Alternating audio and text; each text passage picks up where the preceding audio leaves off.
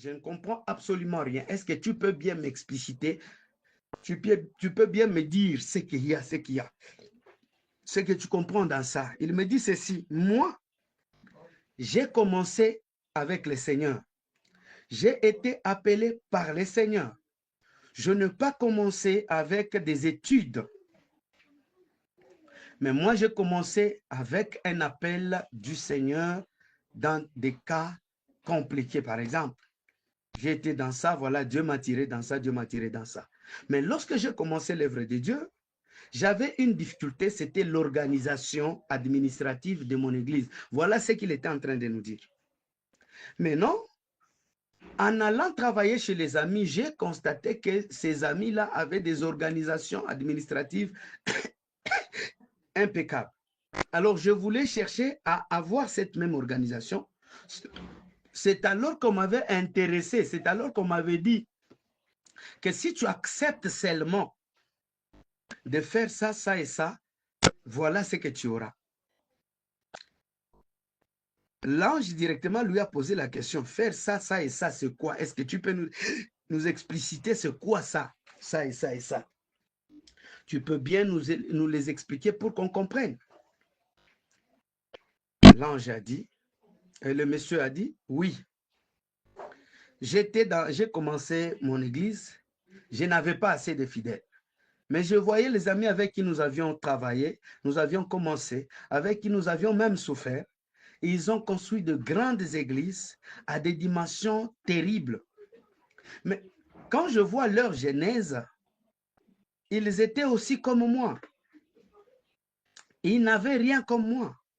Maintenant, en voulant leur poser la question, parce que j'avais aussi cette cupidité, je voulais gagner, je voulais construire comme les autres, je voulais être comme les autres.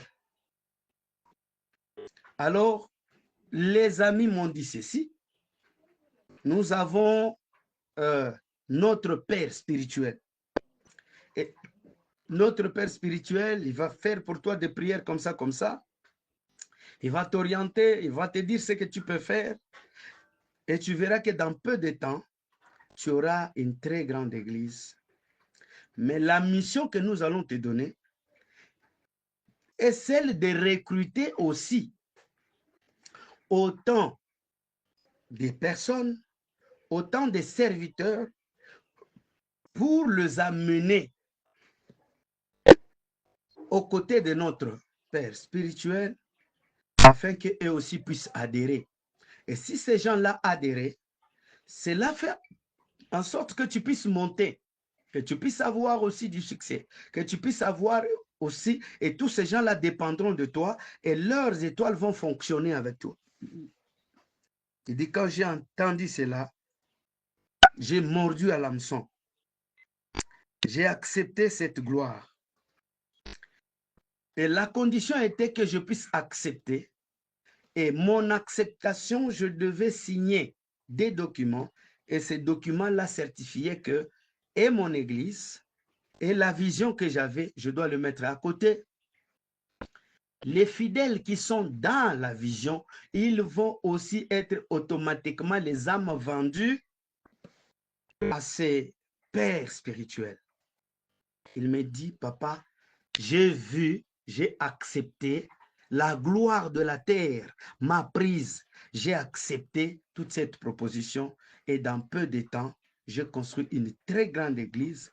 Je fais une renommée extraordinaire juste à cause de l'huile d'olive qu'il m'avait donnée, juste à cause, je ne sais pas, d'une petite quantité du sel et de l'eau que je devais aller appliquer à l'église.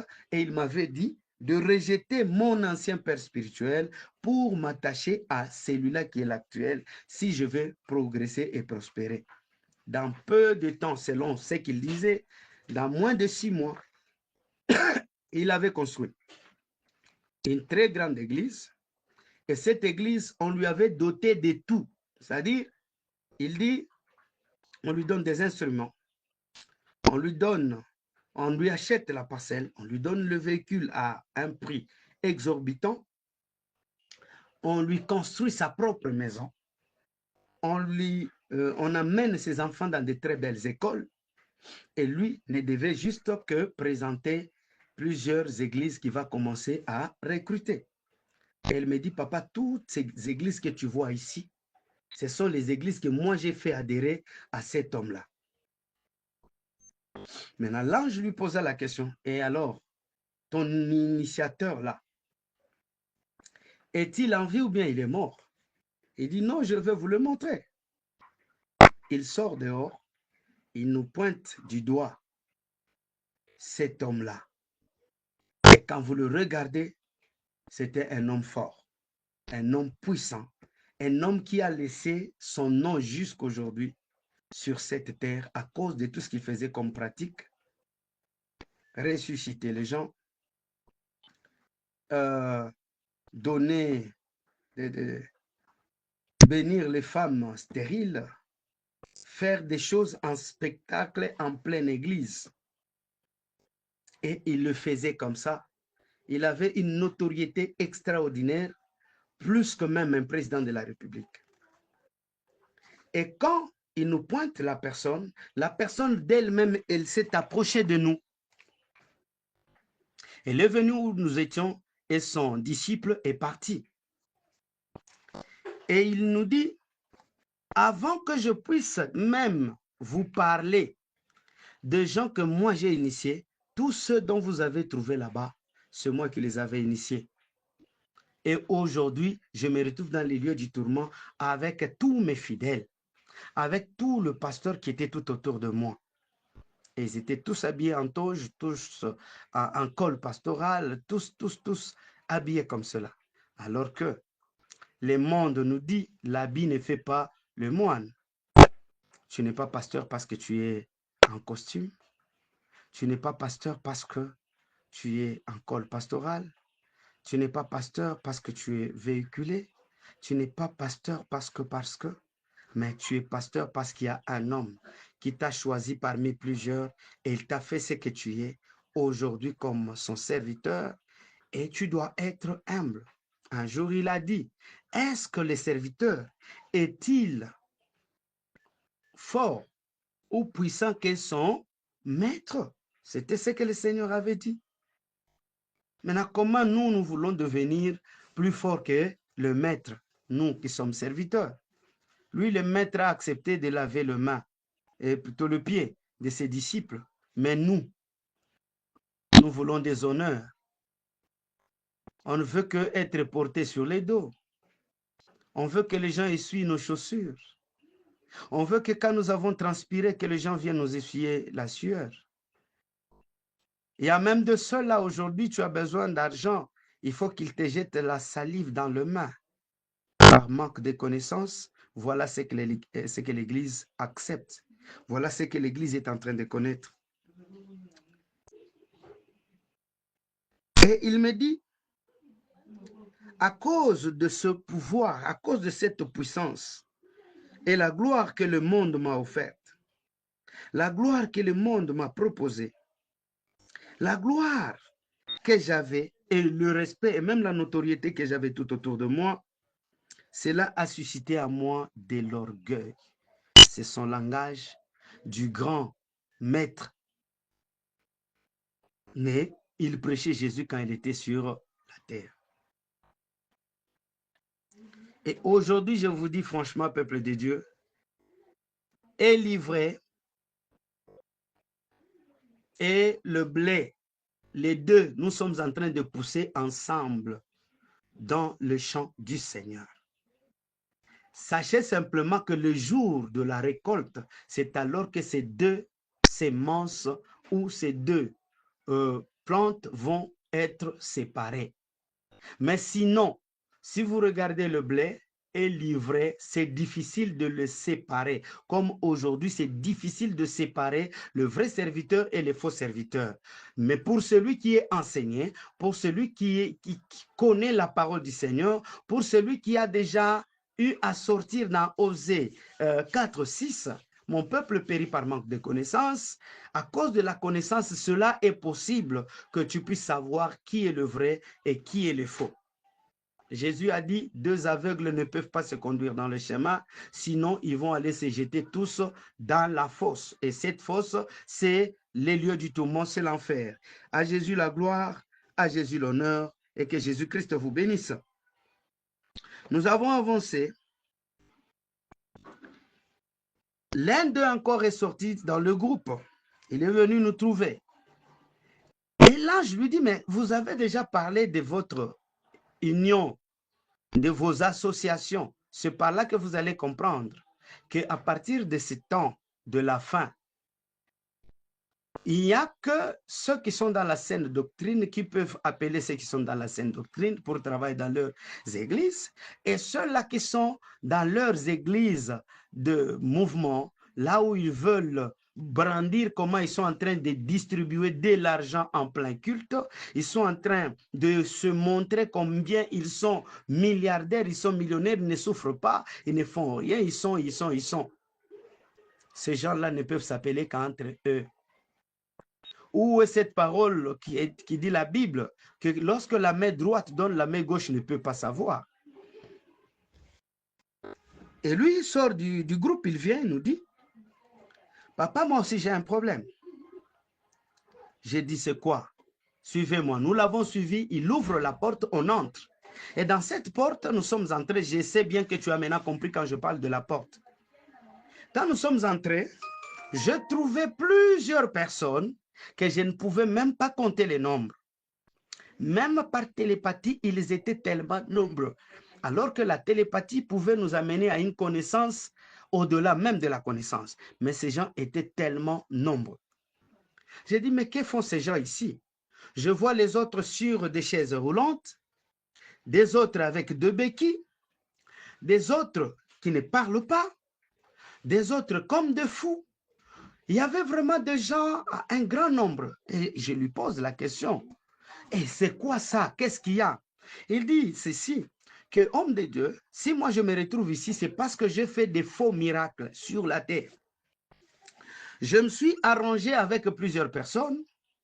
Je les ai demandé à chaque mouvement du culte de tomber en plein culte pour montrer qu'il y a vraiment de la puissance. Et à la fin, je le payais.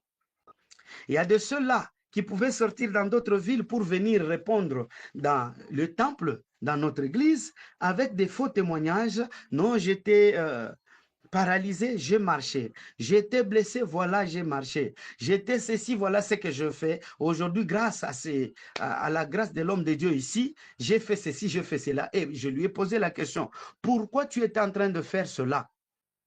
Alors que quand Dieu t'utilise, sa puissance est là. Quand Dieu t'appelle, il y a sa puissance qui peut opérer.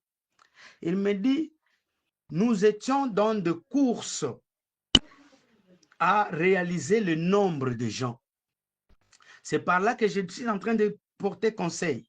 À toute personne qui avait fait cela, sache que ta place est dans les lieux du tourment. Tu t'étais arrangé avec un pasteur pour qu'il fasse un miracle dans l'église pour épater les gens, et à côté, on t'a payé l'argent, tu iras en enfer.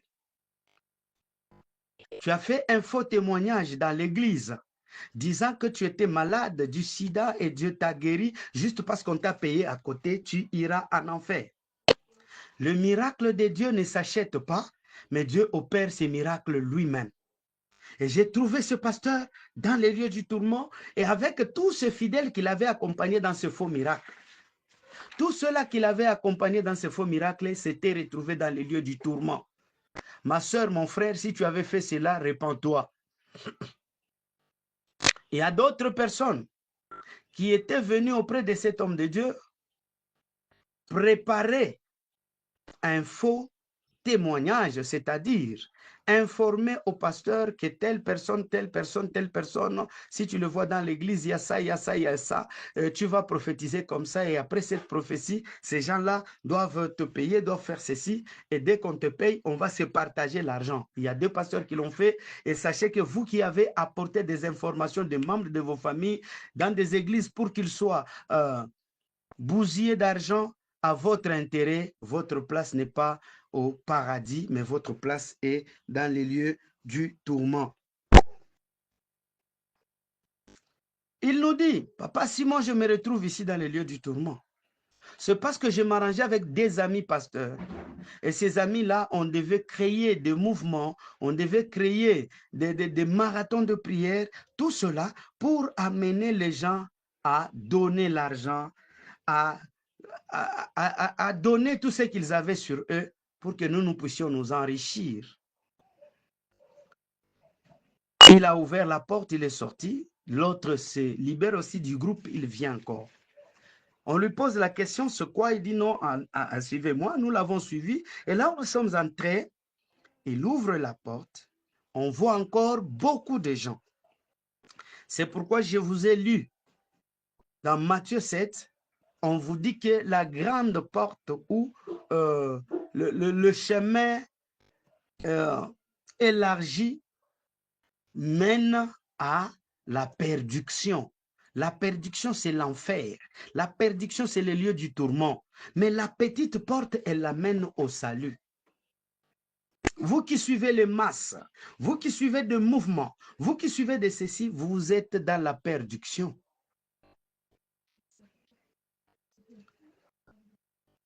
Ces pasteurs sont en train de vous vendre. Et vous, vous aimez parce qu'ils ont de grandes églises. Ils ont des églises vraiment très énormes, mais posez-vous la question, y a-t-il le fruit? On vous parle de fruits. Que Jésus-Christ soit béni, que la gloire revienne à Jésus seul. Après, l'un est sorti encore parmi ce groupe, il vient nous joindre. Je pose la question à l'âge, mais tous ces gens ici, mais c'était des grands serviteurs, comment ils se retrouvent ici?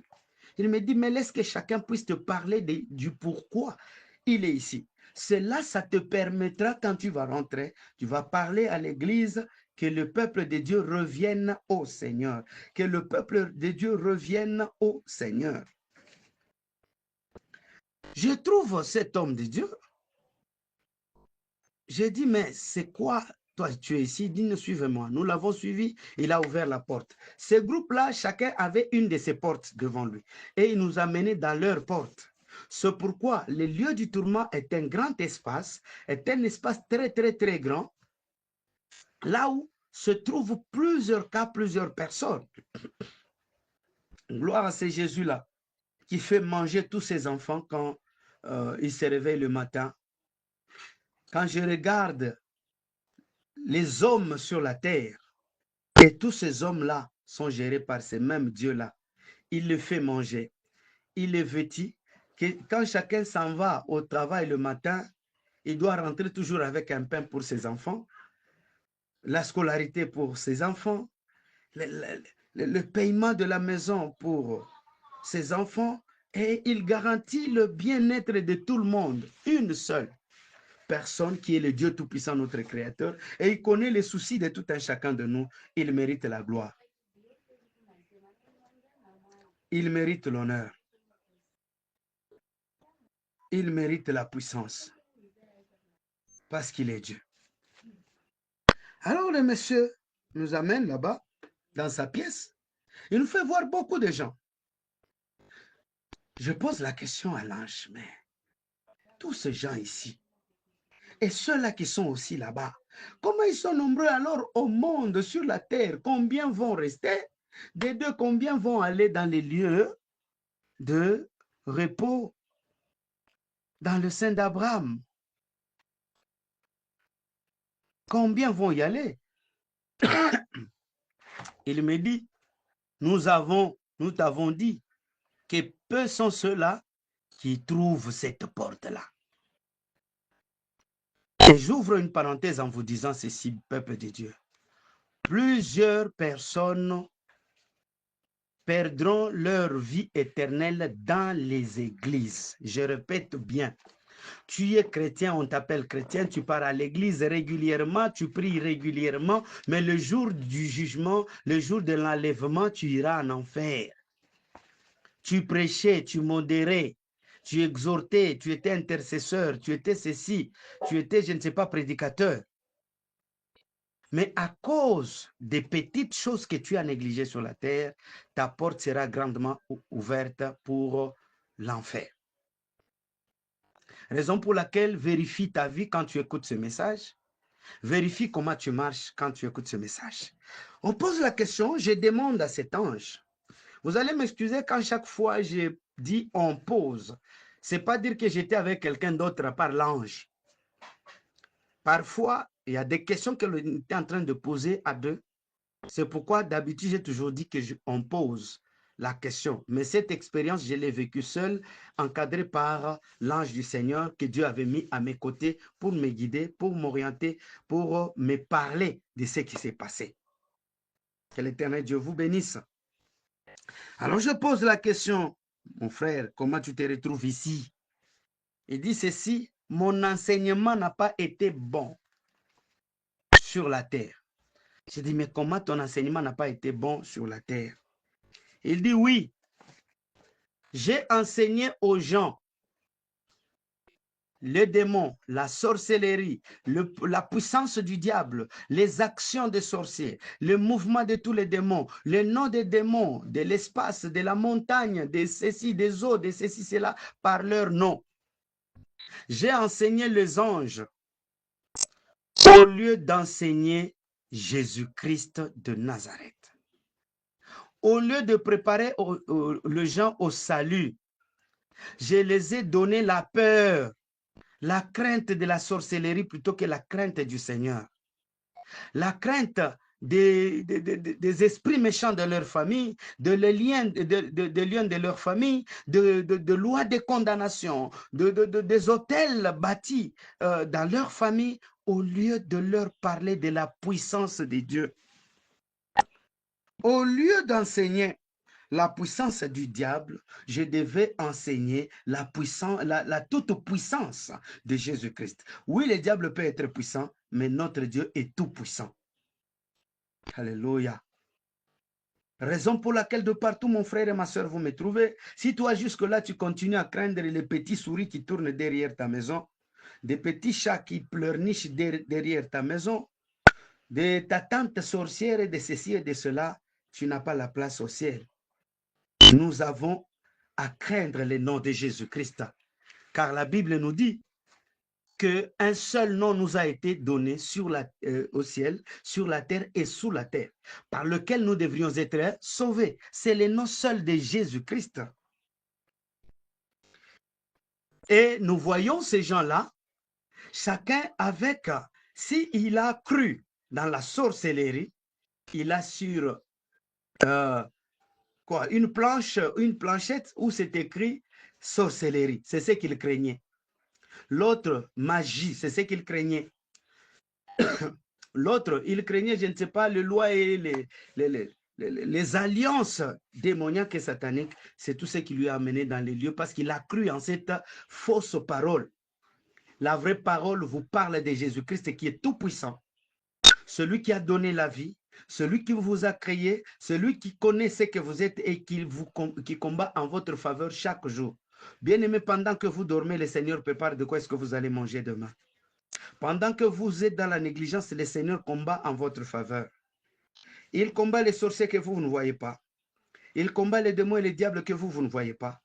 Et vous, il ne vous apporte juste que la victoire. C'est ce que la parole du Seigneur me dit. C'est pourquoi de partout où tu m'écoutes, de partout où tu es en train de me suivre, sache une chose, qu'aucune loi, qu'aucune condamnation, qu'aucun problème ne peut te toucher de partout où tu es. Tu as Jésus avec toi. La Bible me dit que ce qui est entre les mains de Dieu, personne sur la terre ne peut l'arracher. Donc, ta vie, personne ne peut l'arracher. Ta santé, personne ne peut la toucher. Pendant que tu vas croire en cette parole, que la guérison te touche partout où tu es, parce que tu as un médecin par excellence, il s'appelle Rapha, celui qui guérit. Elohim en tant que ton créateur. Il a tout pour ta vie, il a tout pour ta victoire, il a tout ce pourquoi ne crains même pas. Quelle que soit la personne qui t'a maudite, toi tu es béni du Seigneur. Crois en cette parole, en la puissance de cette parole, de partout où tu es, tu verras le changement, tu verras la puissance du Seigneur t'accompagner.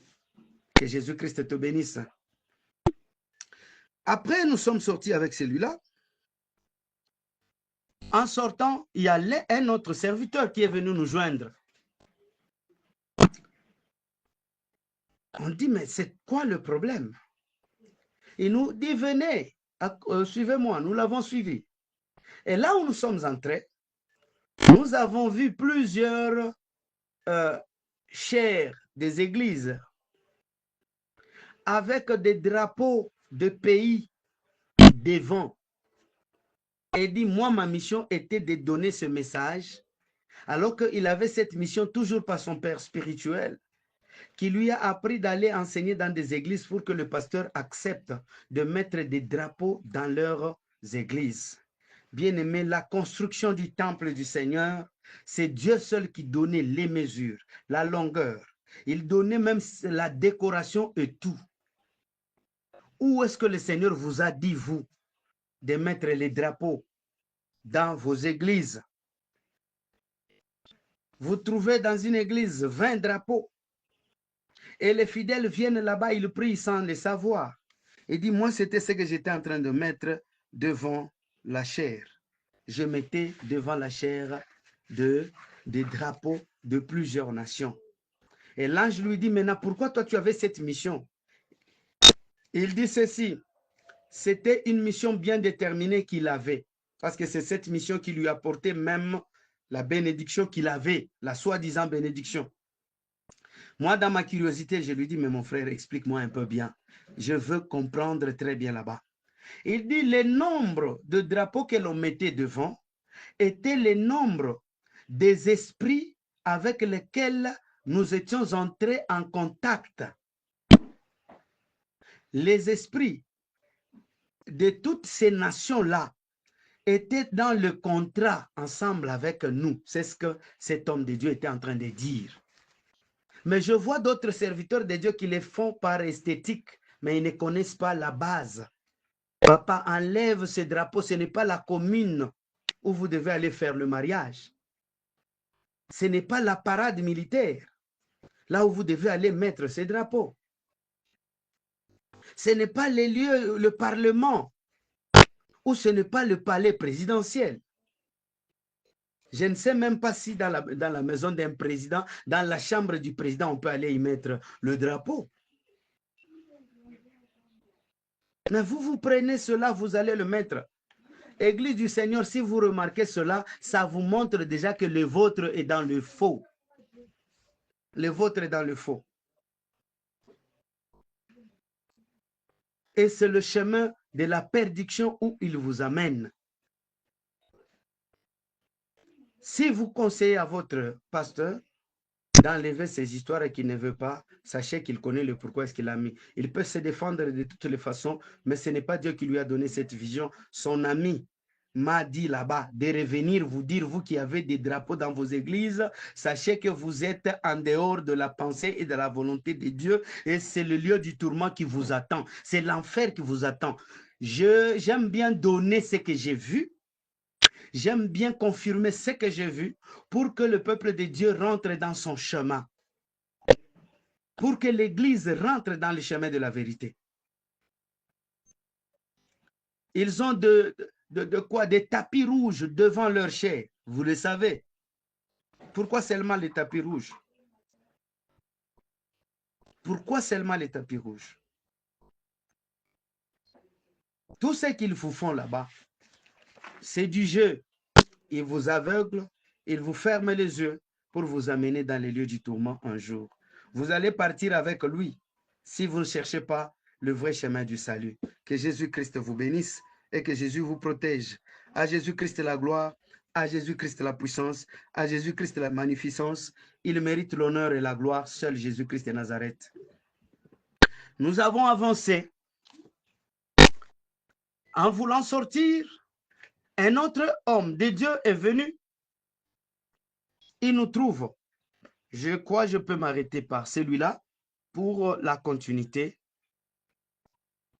par rapport aux minutes et à tout. Je voudrais arrêter par ces derniers ici et je veux venir continuer avec les autres. Soyez patients, continuez à vous accrocher. Le témoignage est très long. Si Dieu nous avait dit dans sa parole que 1000 ans égale à un jour et un jour égale à 1000 ans, sachez déjà que ce n'est pas mince affaire de faire 3 jours dans l'au-delà et revenir avec un témoignage de 10 minutes. accepter que nous puissions donner tous les bagages que le Seigneur nous a donnés, parce que le Seigneur Jésus revient déjà et il vous demande de vous repentir. Ce message veut que même les serviteurs de Dieu puissent se repentir et que l'Église se repente afin que tous nous soyons accrochés et que le jour du salut, le jour de l'enlèvement, que vous et moi, nous puissions aller nous retrouver dans le sein d'Abraham. Que Jésus-Christ vous bénisse. Oui, quand l'autre homme de Dieu est venu, il nous a trouvés. Il nous dit, venez, suivez-moi. Nous l'avons suivi.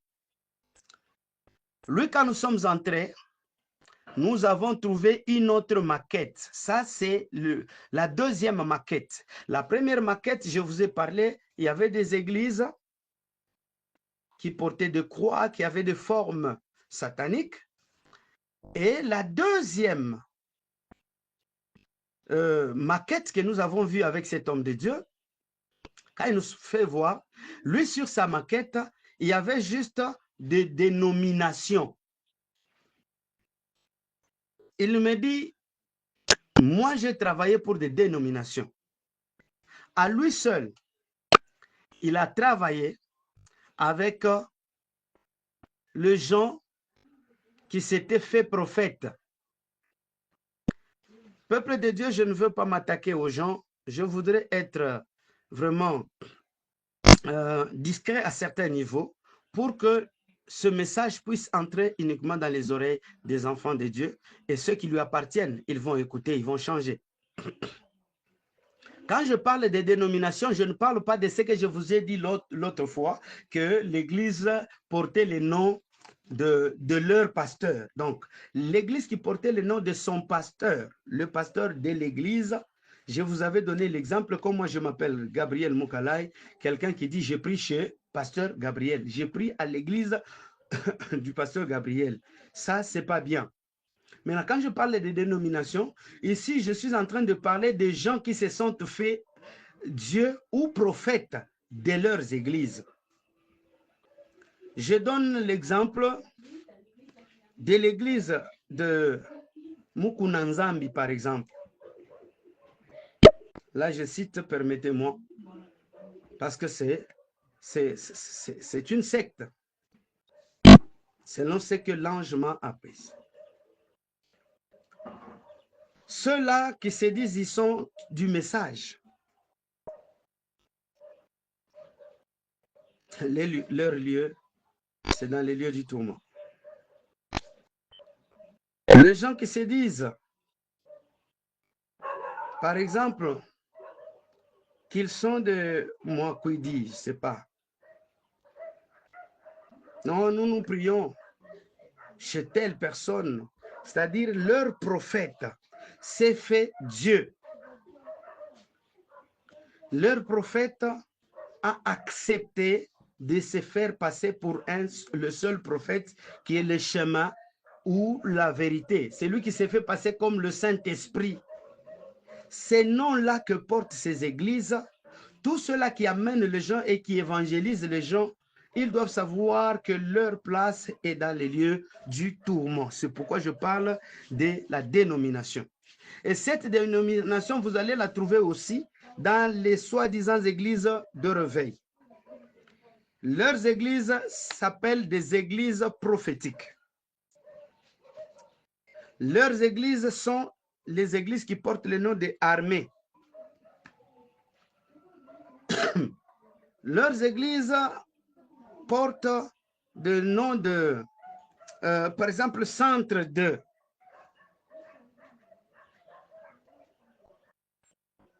Ils sont dans cette histoire. Comme je vous l'avais dit l'autre fois, ceux qui se disaient tel ministre, Gabriel ministre, ceci ministre, Kabongo ministre, Jean-Pi ministre, ceci ministre, tous ces gens-là, ils sont en dehors et loin de la présence du Seigneur et c'est le lieu du tourment qui va le trouver. La Bible me dit, à celui qui entend sa parole, qui n'endurcisse pas son cœur. Ne rends pas ton cœur dur pendant que tu as écouté cette parole. Ne rends pas ton cœur dur pendant que tu as écouté ce message. tu es de ceux-là pour qui le Seigneur nous a envoyés pour venir te parler de cette expérience que nous avons connue avec le Seigneur. Comme je l'ai dit souvent, je ne l'avais pas mérité. C'est la grâce du Seigneur que j'ai eue, afin que je revienne te parler de ces éléments, afin que ce que je viens te dire puisse changer et transformer ta vie, pour que tu ne puisses pas rater le ciel, pour que tu ne sois pas perdu, mais que tu aies la vie éternelle. Que Jésus-Christ vous bénisse, que Jésus-Christ vous protège et qu'il soit avec vous. Au nom puissant de Jésus-Christ, nous allons prier.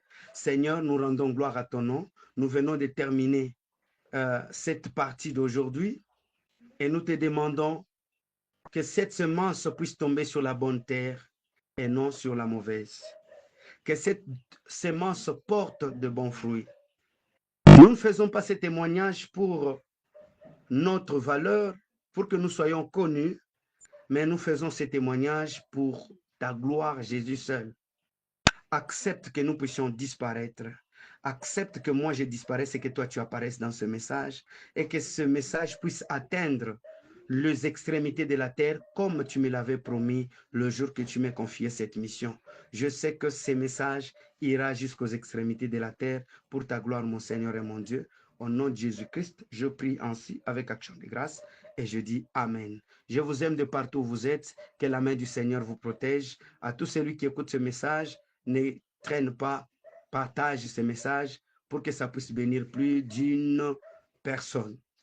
Suivez-nous sur Christ sans frontières TV et sur Jésus-Christ sauve TV. Les deux chaînes sont en train de partager nos messages à tout moment. Ces deux chaînes sont en train de partager notre témoignage de partout. Que Dieu vous bénisse. Une chose que je sais, si vous recevez ce message, partagez-les aussi. Envoyez ça pour sauver la vie d'une personne. Que le Seigneur Dieu vous bénisse. Amen.